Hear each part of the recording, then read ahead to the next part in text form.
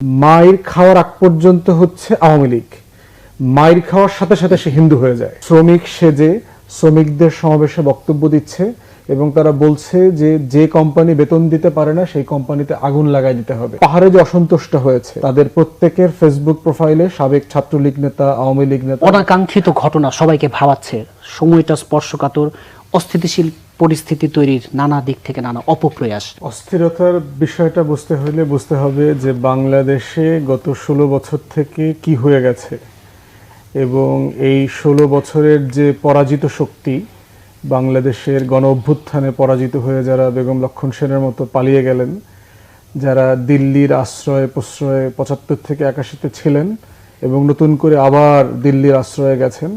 এবং আপনারা যারা দেখেছেন গত কয়েকদিন আগে দিল্লির যে বিদেশ মন্ত্রণালয় আছে, এক্সটার্নাল অ্যাফেয়ার্স মিনিস্ট্রি, তারা একটা গুরুত্বপূর্ণ মিটিং করেছে। বাংলাদেশ সংশ্লিষ্ট ভারতের যারা কূটনীতিক, সাংবাদিক, বুদ্ধিজীবী আছেন এবং বাংলাদেশ থেকেও যারা আওয়ামী রেজিমের সাথে সংশ্লিষ্ট এমন কিছু সাবেক কূটনীতিক, সাংবাদিকরা এবং বুদ্ধিজীবীরা এখানে জুমে জয়েন করেছেন।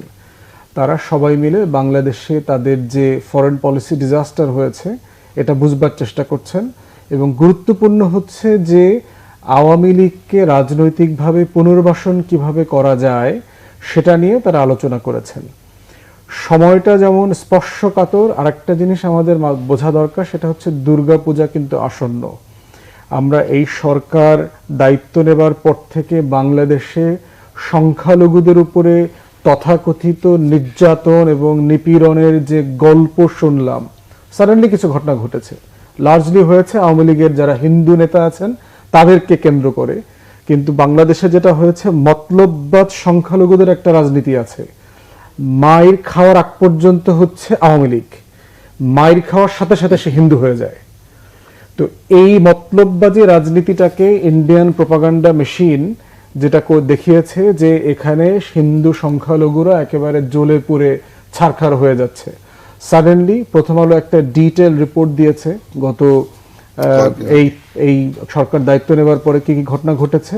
আমরা দাবি করেছি এই ঘটনাগুলোর সত্যতা যাচাইকল্পে একটা কমিশন করে দেওয়া হোক, তারা এটা রিকমেন্ডেশন করবে যে কারা দোষী এবং কি বিচার করা দরকার।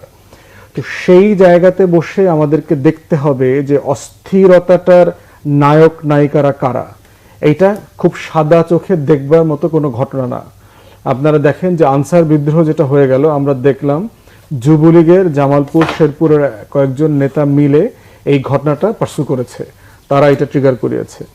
শ্রমিক অসন্তোষের ক্ষেত্রে দেখলাম শ্রমিক লীগ, ছাত্রলীগের সাবেক নেতারা অথবা বর্তমান পদস্থ নেতারা শ্রমিক সেজে শ্রমিকদের সমাবেশে বক্তব্য দিচ্ছে এবং তারা বলছে যে যে কোম্পানি বেতন দিতে পারে না সেই কোম্পানিতে আগুন লাগাই দিতে হবে, ওখানকার মেশিনারি এনে বিক্রি করে দিতে হবে। এবং পরে দেখা গেল যে সে কোন বিশ্ববিদ্যালয়ের অমুক কমিটিতে তমুক কমিটিতে ছাত্রলীগের সাবেক নেতা, বর্তমান নেতা। আমরা দেখলাম পাহাড়ে যে অসন্তুষ্ট হয়েছে, সেখানে দেখবেন জুমল্যান্ড আন্দোলন করা যারা স্বাধীন রাষ্ট্র করবার দাবি করেছেন তাদের প্রত্যেকের ফেসবুক প্রোফাইলে সাবেক ছাত্রলীগ নেতা, আওয়ামী লীগ নেতা, বর্তমান নেতাদের সাথে ছবি এবং আওয়ামী লীগের রাজনীতির সাথে সংশ্লিষ্টতা আছে। ঢাকা বিশ্ববিদ্যালয়ে, জাহাঙ্গীরনগরে দেখেন মব জাস্টিসের সাথে ইনভলভ যারা, প্রত্যেকটা মব জাস্টিসের সাথে ভিকটিম এবং যারা ক্রিমিনাল, দুই পক্ষই কোনো না কোনোভাবে আওয়ামী লীগ, ছাত্রলীগের সাথে জড়িত। যে সেনা কর্মকর্তাকে কক্সবাজারে খুন করা হয়েছে তাকে আওয়ামী লীগের নেতারা ডাকাত ভাড়া করে ট্র্যাপ করে তাকে ওখানে এনে খুন করেছে। এমন একটা সময় করেছে যখন তত্ত্বাবধায়ক সরকারের প্রধান পুরো টিম আমেরিকাতে আছে।